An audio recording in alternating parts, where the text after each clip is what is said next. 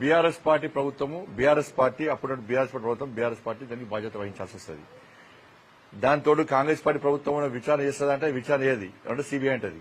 సిబిఐకి నివేదిక తయారు చేయమంటే తయారు చేస్తారు, అది కూడా చక్కగా తయారు చేయరు. ఎందుకంటే రాష్ట్ర ముఖ్యమంత్రి బీఆర్ఎస్ పార్టీతో కుమ్మక్కాడు. ఇద్దరు కలిసి ఇలా రాజకీయాలు తెలంగాణ రాష్ట్రంలో రాజకీయాలు చేస్తున్నారు. పైకి కొట్లాడినట్టు చేస్తారు, లోపల మాత్రం కలిసి రాజకీయం చేస్తారు. మరి ఎందుకు భయపడుతున్నారు మీ ముఖ్యమంత్రి?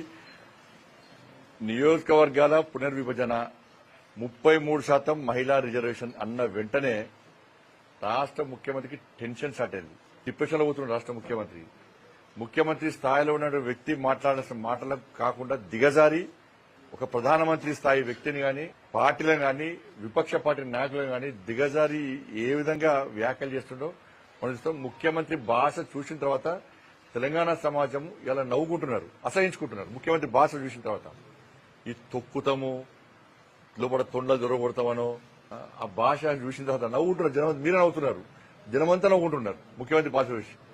ముఖ్యమంత్రి గారు వ్యవహార శైలి మార్చుకోవాలి. ఎలక్షన్ రాగానే మాకు గుండ్లు గుర్తొస్తాయి, ఆయనకు గాడి గుడ్డు గుర్తొస్తుంది. ఎలక్షన్ తర్వాత తొండలు గుర్తొస్తాయి, తొక్కులు గుర్తొస్తాయి ఆయనకు. కానీ 6 గ్యారెంటీలు మాత్రం గుర్తురావు ఆయనకు. ఇచ్చిన హామీలు గుర్తురావు. ఫస్ట్ నీ తెలంగాణ రాష్ట్రం గురించి ఫస్ట్ ఏడుమని ముఖ్యమంత్రి గారిని.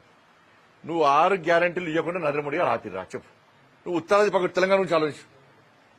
నువ్వు ఉత్తరాదికి నాయకుని కాదు, తెలంగాణ రాష్ట్రానికి ముఖ్యమంత్రివి. తెలంగాణ రాష్ట్రానికి ముఖ్యమంత్రివి. ఎన్నికల ముందు నువ్వు హామీలు ఇచ్చినవు. ఏమని హామీలు? 6 గ్యారెంటీలు బీఆర్ఎస్ పార్టీ ప్రభుత్వము 6 8 లక్షల కోట్ల రూపాయలు అప్పు చేసింది, అప్పులు తీరుస్తాము, 6 గ్యారెంటీలు 100 రోజులు కూడా అమలు చేస్తాము అన్నావు.